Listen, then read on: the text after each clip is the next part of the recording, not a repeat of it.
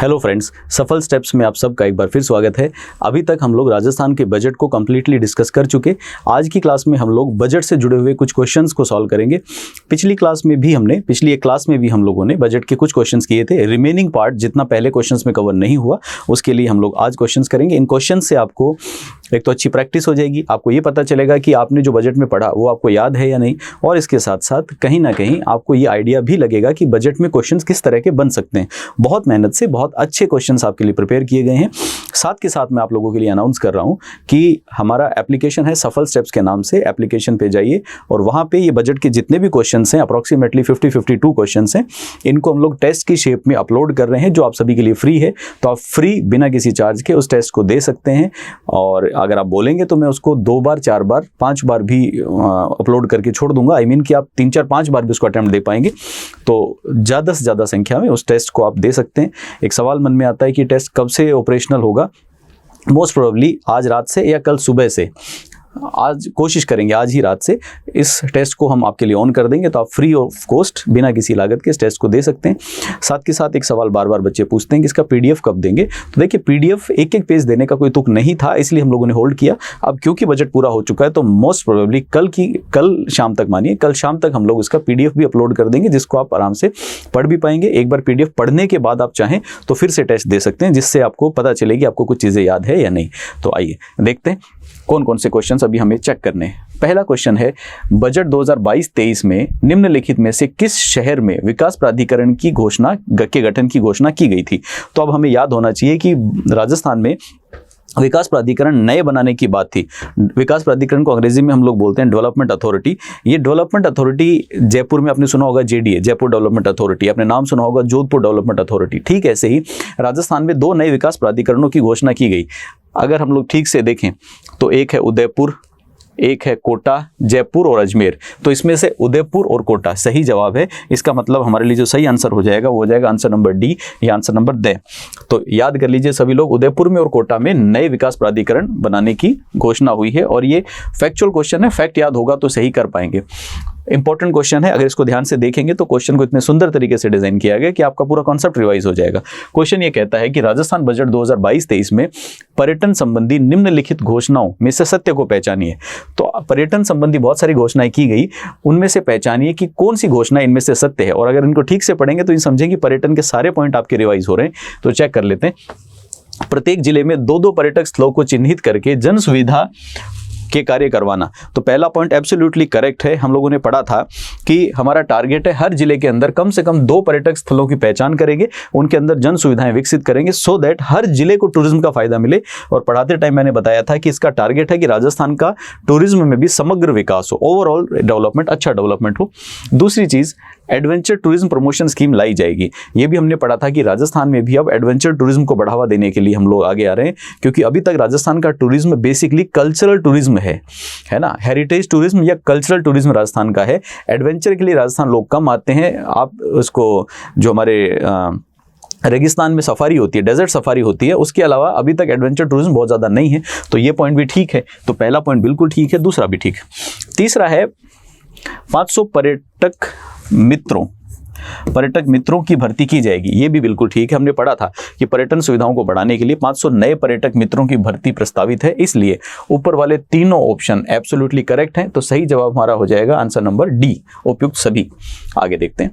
Vagad tourist circuit निम्न में से कौन से जिले से संबंधित है। हम लोगों ने पढ़ा था कि वागड़ टूरिस्ट सर्किट का फंडा क्या है। वागड़ टूरिस्ट सर्किट का फंडा था कि इन जिलों में, जो वागड़ क्षेत्र है, इस जिले में जितने भी धार्मिक स्थल हैं उन सबको आपस में जोड़ के एक सर्किट डेवलप किया जाएगा, जिससे धार्मिक टूरिज्म को बढ़ावा मिले और इन जिलों में टूरिज्म को बढ़ावा मिले। तो हमें चेक करना है कि वो जिले कौन कौन से हैं। तो आइए चेक कर लेते हैं। सबसे पहले है डूंगरपुर, झालावाड़, सिरोही और बांसवाड़ा। आपको पता है कि इसमें से वागड़ क्षेत्र में डूंगरपुर आता है, झालावाड़ और सिरोही नहीं आता, बांसवाड़ा आता है। तो हमारा जो आंसर हो जाएगा वो हो जाएगा आंसर नंबर 1 और 4। तो पहला चेक कीजिए, इसमें 1 और 2 है, इसमें 1 2 3 है, इसमें 1 और 4 ये करेक्ट है, 2 3 4 गलत है। तो आंसर हो गया सी। आगे देखते हैं। अगला था लोक कलाकारों को दिए जाने वाले मानदेय में कितने प्रतिशत की बढ़ोतरी की जानी है। हमने पढ़ा था कि जो लोक कलाकार हैं उनको भी सरकार बढ़ावा देना चाहती है और लोक कलाकारों को बढ़ावा देने के लिए गवर्नमेंट ने बोला कि इनको जो पहले से मानदेय मिलता है सरकार की तरफ से वो कम है, हम इसको थोड़ा सा बढ़ा रहे हैं सो दैट कि इनको ज़्यादा बेटर सुविधाएं मिल सकें। उसमें 25% का इजाफा इस बार होने वाला है। तो 30%, 33 और 45 गलत जवाब है, सही जवाब है 25%। और आगे चेक करते हैं। अगला सवाल हमारा है, राजस्थान बजट 2022-23 में कानून व्यवस्था संबंधी घोषणाओं में से असत्य को पहचानिए। तो इसमें से हमें यह पहचानना है कि इनमें से कौन सा असत्य है, गलत कौन सा है। गलत जवाब ढूंढना है, एक एक जवाब पढ़ना पड़ेगा। पहला जवाब है अभय कमांड और कंट्रोल सेंटर से जुड़े कैमरों की संख्या 30,000 की जाए। ये हमने पढ़ा था कि बिल्कुल ठीक है। इस बार ये बोला गया है कि अभय कमांड से जुड़े हुए कैमरों को बढ़ा के 30,000 किया जाना है। इसके साथ साथ सेंटर ऑफ साइबर सिक्योरिटी की स्थापना, ये भी हमने पढ़ा था कि साइबर सिक्योरिटी आज के दिन एक बहुत बड़ा चैलेंज बन गया है। रोज इंटरनेट संबंधी फ्रॉड होते हैं, तो इसलिए साइबर अपराधों की रोकथाम के लिए सेंटर फॉर साइबर सिक्योरिटी की स्थापना होगी। ये भी करेक्ट जवाब है। तो ये सही है, ये सही है, हमें गलत ढूंढना है। अगला है सभी संभाग मुख्यालयों पर साइबर पुलिस स्टेशन की स्थापना की जाएगी। तो साइबर पुलिस स्टेशन संबंधी प्रावधान तो बजट में था, लेकिन बच्चे ऐसे सवालों में नॉर्मली गलती कर बैठते हैं कि साइबर पुलिस स्टेशन की स्थापना होगी। ये तो बजट में था, लेकिन वो साइबर पुलिस स्टेशन संभाग स्तर पे नहीं बनने थे, हर जिला स्तर पे बनने थे। तो क्योंकि जिला मुख्यालय पे होना था, इसलिए ये जवाब यहाँ पे असत्य है, ये गलत है। फिर 500 पुलिस मोबाइल यूनिट का गठन किया जाएगा, ये भी बिल्कुल ठीक है। इनको भी अभय कमांड से जोड़ना था। तो प्रैक्टिकली जो इस क्वेश्चन का आंसर होगा वो हो जाएगा सी। गलत जवाब ढूंढना था, सी गलत है। अगला क्वेश्चन देखिए। अगला क्वेश्चन है मुख्यमंत्री डिजिटल सेवा योजना के संबंध में सत्य कथन को पहचानिए। मुख्यमंत्री डिजिटल सेवा योजना के संबंध में सत्य कथन को पहचानिए। इनमें से सही ढूंढना है। सही ढूंढने का मतलब है बाकी गलत होंगे। तो सबसे पहला जवाब है कि इसकी शुरुआत 2011 में हुई। फिर है इसमें स्कूली छात्राओं को स्मार्टफोन दिए जाएंगे। अगला था इससे कल्याणकारी योजनाओं की जानकारी मिलेगी और शिकायत निस्तारण की सुविधा दी जाएगी, उपरोक्त सभी। तो इसके लिए सिंपल तरीका ये है कि आपको पहले याद होना चाहिए कि मुख्यमंत्री डिजिटल सेवा योजना क्या थी। हमने पढ़ा था कि इसमें मुख्यमंत्री डिजिटल सेवा योजना में इस बार जो चिरंजीवी परिवारों की महिलाएं हैं, उन महिला मुखियाओं को स्मार्टफोन देने की योजना थी। और उन स्मार्टफोन का उद्देश्य क्या पढ़ा था हमने पढ़ा कि इसका उद्देश्य ये है कि सरकार जो भी ऑनलाइन सुविधाएं देती है वो घर बैठे सुविधाएं मिल जाएं, और अगर किसी चीज़ के संबंध में शिकायत होती है तो उस शिकायत का निवारण भी ऑनलाइन ही कर दिया जाए। तो इन सब कारणों से ये चिरंजीवी योजना, डिजिटल सेवा योजना लाई जा रही थी। तो उसकी शुरुआत 11 में हुई, ये गलत है, इसी साल होनी है। स्कूली छात्राओं को नहीं दिया जाएगा, कल्याणकारी योजनाओं की जानकारी देंगे और शिकायत निवारण करेंगे, ये बिल्कुल ठीक है। तो ये भी गलत जवाब है, आंसर हो जाएगा हमारा सी। आगे देखते हैं जरा। अगला सवाल देखिए। अगला सवाल है Rajasthan guaranteed service delivery and accountability act के संबंध में निम्न में से कौन सा कथन सही है। Rajasthan guaranteed service delivery and accountability के संबंध में सही कथन कौन सा है। पहला कथन है यह 2011 में लाया गया। अगला लिखा हुआ है इसमें राइट टू हियरिंग एक्ट शामिल है। उसके बाद अगला इसके अंदर लिखा हुआ है इसमें डिजिटल वेरिफिकेशन आधारित ऑटो और डीम्ड अप्रूवल की प्रणाली को अपनाया गया है। और चौथा है इसमें guaranteed delivery of public service act को भी शुरू किया गया है। तो देखिए इसका क्या है, बेसिकली ये जो एक्ट है ये इस बार प्रस्तावित है, इस बार के बजट में प्रस्तावित है, इसलिए पहला जवाब तो गलत हो गया। इसके अंदर राइट ऑफ हियरिंग शामिल किया गया है, ठीक है। और इसमें हमने पढ़ा था कि अगर मान लीजिए कि सरकार को जनता को कोई सुविधा देनी है और अधिकारी उसमें डिले करे तो उसमें ऑटो अप्रूवल का फंडा है कि एक टाइम दे देंगे, उस टाइम में अगर अप्रूवल नहीं मिली तो माना जाएगा अप्रूवल मिल गई। इसलिए ये जवाब भी बिल्कुल सही है। और इसमें guaranteed delivery of public sector act जो पहले से चल रहा था उसको शामिल कर लिया गया है। इसलिए ये ओवरऑल 2, 3 और 4 सही हैं। तो इसमें से ऑप्शन ढूंढिए, ये गलत, ये गलत, ये गलत, ये सही। तो आंसर हो जाएगा डी। अगला देखते हैं। अगला तो बड़ा आसान सवाल है, सैनिक कल्याण भवन का निर्माण कहाँ पे होगा। हम लोगों ने पढ़ा था कि जो भूतपूर्व सैनिक हैं, सैनिकों के परिवार की, उनके ऊपर आश्रित विधवाएं हैं या इस तरह के जो भी लोग हैं, उन सब के लिए उनको उनकी शिकायतों का, उनकी समस्याओं का एक ही जगह पे निवारण हो सके, इसलिए सैनिक कल्याण भवन बनाने की घोषणा हुई थी। और ये सैनिक कल्याण भवन हम लोग कहाँ बनाने वाले हैं, जयपुर में। तो सैनिक कल्याण भवन जयपुर में बनने वाला है, ये बात हम सभी जानते हैं। आगे देखते हैं। अगला सवाल ये आया कि इसमें से सत्य कथन को पहचानना है, सही कथन को पहचानिए। तो देखिए सही कथन को पहचाने। पहला है राजस्थान का प्रथम कृषि बजट 2022-23 में आया। ये तो बिल्कुल ठीक है, क्योंकि राजस्थान में पहले कृषि बजट अलग से लाने का फंडा नहीं था, इसी साल पहली बार राजस्थान में कृषि बजट आया है। तो पहला जवाब एब्सोल्युटली करेक्ट कि राजस्थान में कृषि बजट 2022-23 में आया। उसके बाद है राजस्थान की जीएसडीपी में कृषि संबंधी गतिविधियों का योगदान लगभग 30% है। हाँ, ये भी ठीक है कि राजस्थान की वर्तमान आय में लगभग 30% कृषि क्षेत्र से आता है। और हमने पढ़ा था कि राजस्थान में लगभग 85 लाख परिवार कृषि पर आश्रित हैं। ये भी बिल्कुल ठीक है। और मैंने बताया था कि एक परिवार को लगभग हम लोग 5 लोगों की एक इकाई मानते हैं। तो तीनों जवाब सही हैं, इसलिए हमारा जो फाइनल आंसर होगा वो होगा डी, उपयुक्त सभी। आगे देखते हैं जरा। अगला सवाल है मुख्यमंत्री कृषक साथी योजना में कौन सा सम्मिलित नहीं है? मुख्यमंत्री कृषक साथी योजना में कौन सा सम्मिलित नहीं है? हमने पढ़ा था कि कृषक साथी योजना में इस बार 11 मिशन शामिल किए गए हैं। आप लोगों की रिस्पॉन्सिबिलिटी, ड्यूटी है कि वो 11 मिशन आपको याद होने चाहिए। हमें इसमें ढूंढना है कि उन 11 में से कौन सा नहीं है। इसका मतलब 3 मिशन उसमें से होंगे, बाकी नहीं। पहला है राजस्थान सूक्ष्म सिंचाई मिशन, माइक्रो इरिगेशन, ये तो बिल्कुल है। राजस्थान संरक्षित खेती, ये भी हमने पढ़ा था कि संरक्षित खेती है। संरक्षित खेती का मतलब है कि जहाँ पे खेती हो रही है उसके ऊपर जाल बनाना, उसके ऊपर ग्रीन शेड लगाना, ग्रीन पर्दा लगाना, ये सब चीजें इसमें कवर होती हैं। तीसरा है राजस्थान कृषि तकनीक मिशन, ये भी सही है। हमने पढ़ा था कि खेतीबाड़ी में तकनीकी के प्रयोग को बढ़ावा देने के लिए कृषि तकनीक मिशन को भी शामिल किया गया है। अगला है राजस्थान फसल उत्पादन भंडारण मिशन। उत्पादन भंडारण मिशन के बारे में इसमें कोई प्रावधान नहीं है, इसलिए लास्ट का जो जवाब है वो गलत है। तो असत्य कथन हमने शामिल किया कौन सा? डी। आगे देखिए, centre of excellence for micro irrigation, centre of excellence for micro irrigation ये कहाँ पे स्थित है? तो देखो, centre for excellence of micro irrigation याद करना पड़ेगा आपको, फैक्चुअल क्वेश्चन है, अलवर में प्रस्तावित है। इन क्वेश्चंस में कोई लॉजिक नहीं होता, इनमें तो आपकी मेमोरी है, आपको याद करना पड़ेगा अलवर में। उसके बाद आगे चलते हैं। राजस्थान जैविक खेती मिशन के संबंध में सही कथन क्या है? राजस्थान जैविक खेती मिशन के संबंध में सही कथन क्या है? अगर आप इसको ध्यान से देखेंगे तो इसका मतलब ये हुआ कि इसमें से 3 गलत होंगे और एक सही है। सही कथन को पहचानना है। पहला है इसके तहत ऑर्गेनिक कमोडिटी बोर्ड का गठन प्रस्तावित है, तो ये बिल्कुल ठीक है। अगर ये सही है तो ये सारे के सारे अपने आप ही गलत हो जाएंगे। तो 38वें में आंसर हो जाएगा ए और अगला होगा गलत। उसके बाद आगे चलते हैं। अगला क्वेश्चन है हमारा 39। असुमेलित को पहचानिए, उसको पहचानिए जो मिल नहीं रहा, आपस में मैच नहीं कर रहा। जैसे पहला है राजस्थान बीज उत्पादन व वितरण मिशन, इसका लक्ष्य क्या है? बीजों का उत्पादन बढ़ाना, ये बिल्कुल ठीक है। राजस्थान मिलेट्स प्रोत्साहन मिशन, मिलेट्स में क्या क्या शामिल होता है? ज्वार, बाजरा और छोटे अनाज, ये भी सही है। इनकी खेती को प्रोत्साहन देने के लिए ही मिलेट्स प्रोत्साहन योजना आ रही है। राजस्थान फसल सुरक्षा मिशन, फसल सुरक्षा मिशन में फसल बीमा योजना से संबंधित प्रावधान किए जाएंगे, ये गलत है। फसल सुरक्षा योजना में फसल की सुरक्षा की बात है, उसके बीमा प्रावधान को इसमें शामिल नहीं किया गया है, तो जो गलत है वो सी है, यही हमारा फाइनल आंसर होगा। आगे देखिए जरा, अगला हमारा क्वेश्चन है राजस्थान कृषि संबल मिशन के संबंध में असत्य कथन को पहचानिए। इसमें से हमें यह ढूंढना है कि कौन सा कथन असत्य है, कौन सा कथन गलत है। चेक करते जाइए। पहला है मुख्यतः कृषि कार्यों में संलग्न भूमिहीन कृषकों के लिए, ये बिल्कुल ठीक है कि जो भूमिहीन किसान हैं उन्हीं के लिए ही कृषि संबल योजना आई है। उसके बाद में है 2022-23 में 3 लाख श्रमिकों को हस्तचालित कृषि यंत्र खरीदने हेतु प्रति परिवार 10,000 का अनुदान दिया जाएगा, ये भी असत्य है। अगला है आगामी 2 वर्षों में 1 लाख किसानों को स्किल कैपेसिटी बिल्डिंग हेतु प्रशिक्षण दिया जाएगा, ये भी असत्य है। नहीं, 1 मिनट रुकिए। हाँ, पहला जवाब जो है वो बिल्कुल ठीक है, संलग्न भूमि किसानों के लिए। 22-23 वाला ये गलत है, और आगामी 2 वर्षों के लिए ये भी ठीक है, और ब और से दोनों। अब देखिए ये वाला गलत क्यों है? अगर आप ध्यान से देखेंगे, बजट पढ़ेंगे तो आपको याद आएगा कि ये तो बिल्कुल ठीक था।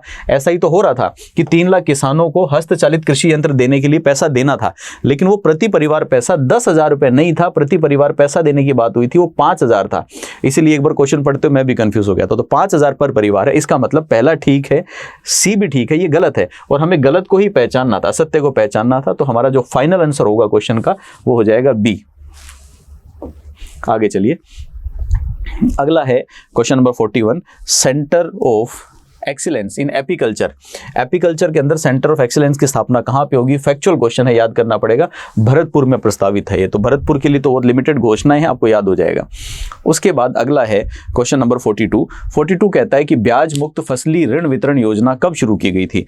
ब्याज मुक्त फसली ऋण वितरण योजना कब शुरू हुई थी? अगेन ये फैक्चुअल क्वेश्चन है, 2012-13 में प्रारंभ हुई थी, 2012-13 याद कर लीजिए। अगला है पूर्वी राजस्थान नहर परियोजना निगम के गठन की घोषणा किस वर्ष के बजट में की गई? हमने पढ़ा है कि पूर्वी राजस्थान नहर परियोजना को ठीक से संचालित मतलब ठीक से निर्माण कार्य किया जा सके, ठीक से उसकी मॉनिटरिंग हो सके, इसके लिए एक निगम बनाना प्रस्तावित है और जिसका नाम है ERCP निगम। क्वेश्चन पूछ रहा है कि ERCP निगम बनेगा, इस बात की घोषणा किस बजट में हुई? तो अगर आपने बजट ध्यान से पढ़ा है तो आपको याद होना चाहिए इसी बजट में हुई। तो यह तत्कालीन बजट का काम है, इसी बजट का। तो 2022-23 इज द राइट आंसर। वर्तमान बजट की बात हो रही है। आगे चलिए, अगला है शहद परीक्षण प्रयोगशाला। शहद परीक्षण प्रयोगशाला किस जिले में स्थापित की जानी प्रस्तावित है? अब की बार के बजट में ही हुआ ये अनाउंसमेंट और श्री गंगानगर इसका सही आंसर है। तो आंसर हो जाएगा हमारे लिए श्री गंगानगर। अगला है मिनी एग्टे पार्क कहाँ बनाया जाएगा? तो एग्टे का मतलब एग्रीकल्चर टेक्नोलॉजी रिलेटेड पार्क है ये, एग्टेक पार्क मान लो। ये कहाँ बनेगा? इसके लिए आपको याद होना चाहिए जयपुर के पास में ही टोंक में, चैनपुरा में। तो चैनपुरा टोंक इसका सही आंसर। आगे चलते हैं। अगला सवाल है निम्नलिखित बजट घोषणाओं में से गलत को पहचानिए, असत्य को पहचानिए। देखो क्वेश्चन नंबर 46 बहुत शानदार क्वेश्चन है, इसको ठीक से याद करेंगे तो आपको अच्छा लगेगा करने में और इससे बहुत सारी आपकी छोटी मोटी जो प्रैक्टिसेस हैं वो सारी की सारी हो जाएंगी। पहला है फाइटोसैनिटरी लैब्स कहाँ बनानी प्रस्तावित है? तो हमने पढ़ा था पेस्टिसाइड रेजिड्यू के लिए, उन सब के लिए बनेगी कोटा और जोधपुर, ये ठीक है। बायो पेस्टिसाइड और बायो एजेंट इंटीग्रल लैब ये टोंक में है, ये भी ठीक है। उसके बाद कृषि विज्ञान केंद्र देवली टोंक में और पशुपालक प्रशिक्षण संस्थान खैरवाड़ा उदयपुर में, ये भी देवली टोंक वाला ठीक है। पशुपालक प्रशिक्षण संस्थान खैरवाड़ा उदयपुर में प्रस्तावित नहीं है, तो डी हमारा जवाब हो जाएगा क्वेश्चन का। इनमें से हमें वो पहचानना है जो आपस में मेल नहीं खाते, एक एक करके चेक करते जाइए। सबसे पहला है मुख्यमंत्री दूध उत्पादन संबल योजना।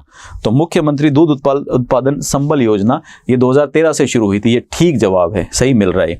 उसके बाद अगला है हमारा जिसका नाम है स्टैंप ड्यूटी एमनेस्टी योजना, 2008 से शुरू हुई। स्टैंप ड्यूटी एमनेस्टी योजना 2008 से शुरू नहीं हुई, वर्तमान बजट में प्रस्तावित है 2022-23 में। इसका मतलब ये मेल नहीं खाता है, पहले वाला मेल खा रहा है, दूसरा नहीं खा रहा। उसके बाद है मलसीसर झुंझुनू में पशु चिकित्सा महाविद्यालय खोलना प्रस्तावित है, ये बिल्कुल ठीक है। इस बार बजट में मलसीसर झुंझुनू में पशु चिकित्सालय खोलना प्रस्तावित किया गया है। चौथा है राजस्थान रूरल टूरिज्म स्कीम 2016 से शुरू नहीं, राजस्थान रूरल टूरिज्म स्कीम भी वर्तमान बजट का प्रस्ताव है, इसलिए दूसरा और चौथा ये मेल नहीं खा रहे हैं। इसमें से आंसर देखिए, दूसरा और चौथा ये रहा, तो आंसर हो जाएगा बी।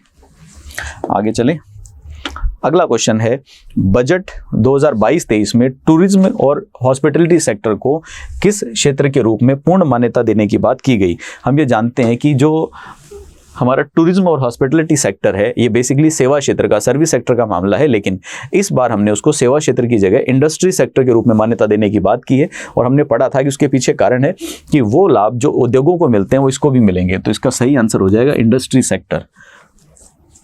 आगे चलिए, अगला है हमारा कृषि बजट के अंतर्गत कृषि विकास व कृषकों के कल्याण हेतु 78,938 करोड़ रुपए और 68 लाख का प्रावधान किया गया है। यह राजस्थान के सकल घरेलू उत्पाद का कितना प्रतिशत है? एक बार फिर से देख लीजिए, कृषि बजट के अंतर्गत कृषि विकास व कृषकों के कल्याण हेतु 78,938 करोड़ 68 लाख रुपए का प्रावधान किया गया है। यह राजस्थान के सकल घरेलू उत्पाद का जीएसडीपी का कितना परसेंट है? तो ये आपको याद होना चाहिए, लगभग 5.92% है, तो ये इसका जवाब हो जाएगा। उसके बाद आगे राज्य सरकार के बजट 2022-23 में, ये फैक्चुअल क्वेश्चन है, देखिए इसके अंदर कोई अपनी तरफ से कोई एडलेस कुछ भी नहीं कर सकता, ये तो आपको याद ही कर लेना है सिर्फ। तो क्वेश्चन है राज्य सरकार के बजट 2022-23 में अनुमानित राजकोषीय घाटा 211 करोड़ 55 लाख। राजस्थान के जीएसडीपी का कितना परसेंट है? तो आपको याद होना चाहिए इस बार का जो घाटा है वो लगभग 4.36% हमारी जीएसडीपी का है। फैक्चुअल क्वेश्चन है, याद रखने के अलावा कोई विकल्प हमारे पास नहीं है। अगला है, राजस्थान में सीएनजी संचालित वाहनों के लिए मोटर वाहन कर में कितने प्रतिशत की छूट है? हम लोगों ने पढ़ा था कि जो वाहन सीएनजी से चलते हैं उनके रजिस्ट्रेशन को सरकार बढ़ावा देना चाहती है कि ये वाहन लोग ज़्यादा खरीदें, इसलिए उसमें 50% की छूट दी गई। और हमने पढ़ा था कि सरकार ने ये बोला कि अगर कोई सीएनजी रेट्रोफिटमेंट कराएगा, रेट्रोफिटमेंट का मतलब है पहले से खरीदे गए व्हीकल में आज सीएनजी लगवाएगा तो भी उसको ये हम छूट दे देंगे। तो इसका जो सही जवाब होगा वो होगा बी, 50%। अगला सवाल देखते हैं। अगला सवाल है, tax facilitation and support centre की स्थापना कहाँ की जाएगी? तो करदाताओं की सुविधाओं को बढ़ाने के लिए एक टैक्स फैसिलिटेशन सेंटर बनाना प्रस्तावित है। और टैक्स फैसिलिटेशन सेंटर बेसिकली वाणिज्य कर मुख्यालय पे बनाना प्रस्तावित है। वाणिज्य करों का मुख्यालय जयपुर में है, इसलिए ये कहाँ बनेगा? जयपुर में। तो ये हमारे बजट से संबंधित प्रश्न है और इसमें हमने बहुत इसको स्लोली लेके बहुत मेहनत से इसको क्वेश्चंस को बनाया कि पूरा बजट ओवरऑल आपको एक रिवाइज हो जाए, अच्छे आपको कवरेज मिले। तो मैं उम्मीद करता हूँ कि आज का सेशन आपको पसंद आया होगा। हम इस सेशन को आगे कंटिन्यू करेंगे राजस्थान के इकोनॉमिक सर्वे या आर्थिक समीक्षा के साथ में। आर्थिक समीक्षा भी हम लोग इतनी ही आराम से तरीके से करेंगे क्योंकि अब की बार बहुत सारी भर्तियाँ आने वाली हैं और हर भर्ती में कुछ ना कुछ रोल इस सर्वे का ज़रूर रहता है और उसके भी हम आपको क्वेश्चन भी प्रोवाइड करेंगे और हो सकेगा तो उन क्वेश्चंस को भी हम एप्लीकेशन पे फ्री ऑफ कॉस्ट प्रोवाइड कर देंगे। तो फिलहाल के लिए इतना ही। अगर आपको हमारा सेशन पसंद आता है, हमारा कंटेंट पसंद आता है तो हमारे चैनल को सब्सक्राइब कीजिए, लाइक कीजिए और ज़्यादा से ज़्यादा लोगों के साथ शेयर कीजिए।